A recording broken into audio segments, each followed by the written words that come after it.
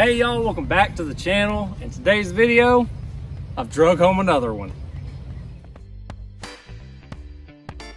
All right, y'all, so let me start at the beginning of why I even have this thing.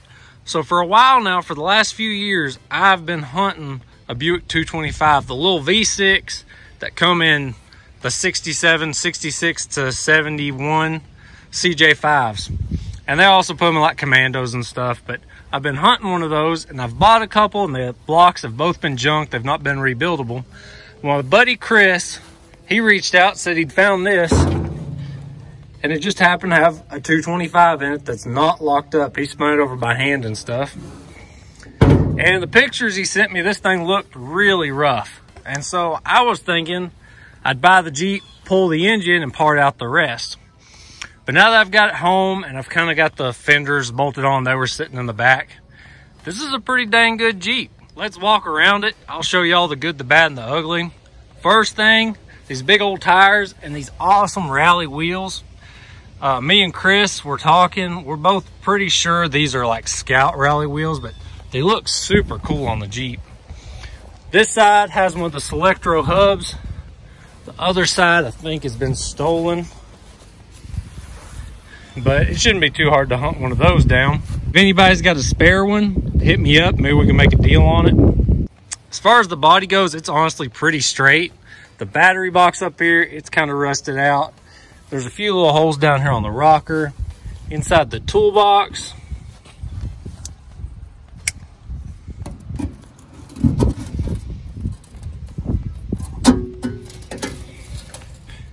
there is some rust through there, but it's not completely gone.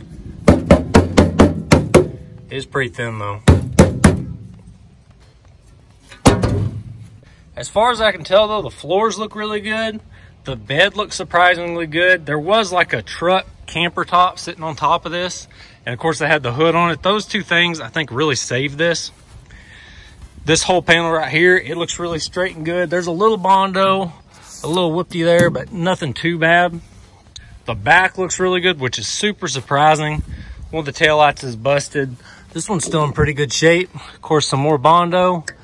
And I think this should have been OD green from the factory, but y'all might can correct me on that. It's got the spare tire carrier, the radiator for the V6, sweet roll bar that's in pretty good shape. The dash isn't crazy hacked up. This panel is made to come out. It's just hanging there right now. Somebody did cut a couple extra holes in it. That kind of stinks. And then the Selectro lockout hub sticker. Somebody put a button right in the middle of it. I hate that. It would have been so cool to have that in good shape. Of course, there's a speaker here too. People are always trying to put radios in these things. What's really cool about these M38A1s, you get the glove box right here. That joker is deep and full of all kinds of stuff. Can't wait to dig all that out. When I start cleaning it up, we'll see what we got in there. Driver's side, also pretty straight. Some Bondo right here, and it looks like the body is starting to give right up under there. I'll peel it off eventually and see what it looks like under there, but I don't think it's nothing too bad. It's obviously not cracking up here yet, so it should be easy to fix that. It looks like these have the extra deep gas tanks. There's a little pan that comes down lower right here. It's probably the worst part of the whole Jeep. It's pretty rotted out. I've got pretty high hopes for this gas tank though. I'm thinking I might be able to clean it up. It smells like it's got gas in it. I don't see a bunch of rust up here, so I'm hoping that tank might be salvageable. Now, this is an M38A1. It's not a CJ5. There's a few easy to spot signs. Like I said, it's got the glove box over here, the removable gauge panel. It's a split windshield, which maybe some CJ5s did come with that, but I'm not sure on that. Up under here, there's like a tie down point on the frame. Up front here, the headlights you can see are recessed up into the grille, and the grille is on hinges so the whole thing can just lay forward.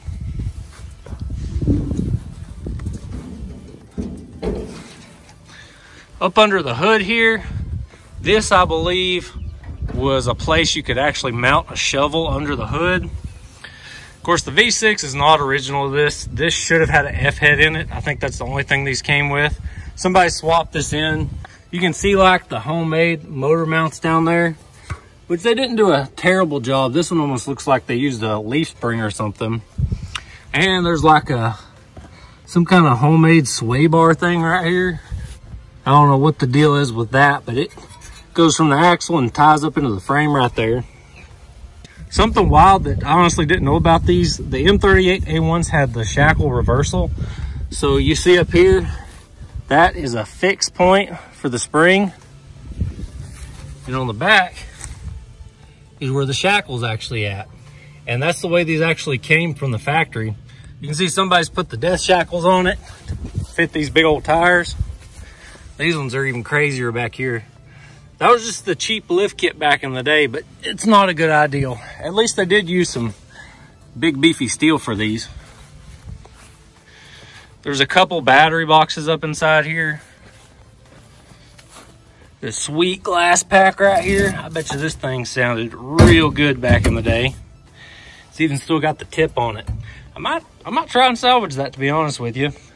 This right here, I think this has something to do with this electrical connection piece right here. This big hole in the side is another good indication that's an M38A1. This was like to connect, I guess, accessories and stuff, and maybe this had something to do with it. Y'all that know more about these, I'm sure can comment on that. Right here, this should have had like all the data plates and stuff. There was like, I want to say like 6 of them. Somebody's robbed all those off. And then these had a dual battery setup, which that one's worse for the wear. But these ran on a 24-volt system, which the box inside there, that doesn't look too awful bad, but the lid is pretty crusty.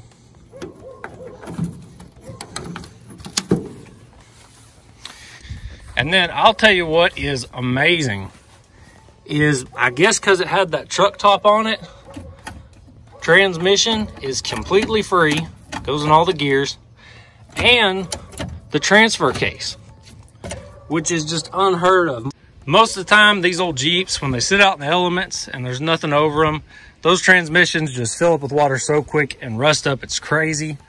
Now, I'm not sure, since it's got the V6, if somebody swapped in. The V6s came with a different transmission. It wasn't the T90, it was the T86, I want to say, or the T84, something like that. It was a little worse than the T90. It wasn't the best transmission Jeep ever used. So I'll have to crawl up under there eventually and see what I'm working with. But it is a twin stick, so it should at least be a Dane 18, which is also kind of weird because I thought all the V6s came with a single stick, big hole Dane 18. So that's something we'll have to investigate. There's no telling how they pieced all this together. Another sign that this is an M38A1, it doesn't say Jeep here, like it does over here on this one. I'm sure there's a few things I'm missing about this that sets it apart from the CJ5. I see like different brackets back here. Oh, there's also up underneath there, I don't know if I can get on camera, but I believe right there, that mounting point, I want to say my CJ5 doesn't have that. We can check real quick.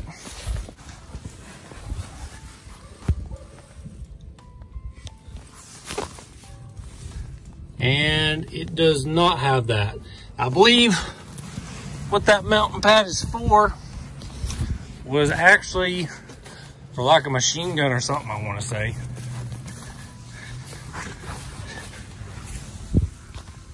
So that's pretty cool that it's got that.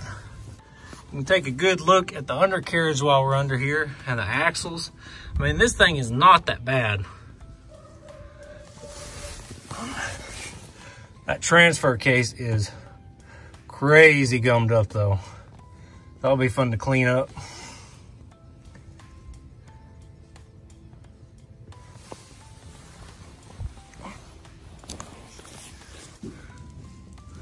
It does have both the drive shafts still in it, even though that rear one's unhooked.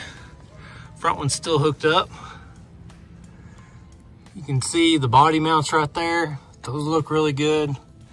Even the hat channel right here. I mean, it's flaking a little bit, but those still seem like really solid. Mounting point right here. It's that place in the toolbox, but it's amazing how good this hat channel looks.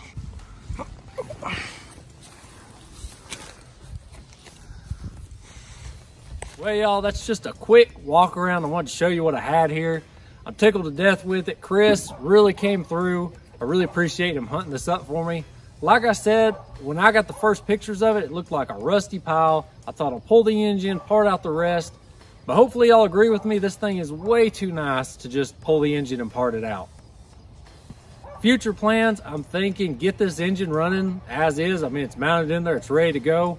I can kind of fix the engine up a little bit. And then maybe one day I can find a good F-head to swap in and take that V6 out. And it's either gonna end up in the 3B or my CJ5. I've not decided that yet. So for sure, keep your eyes out. You're gonna see this thing again. I wanna do a video getting it cleaned up, you know, pressure washing it, maybe take it to the car wash, cleaning out that glove box, seeing what's in there, trying to get the engine started. I just got home though, got drug off the trailer. I really wanted to show it to y'all as is. Let me know down in the comments what y'all think about this. What should I do with it? What would y'all like to see done with it? I appreciate y'all checking out this week's video. I hope you enjoyed it, and I'll see y'all next time.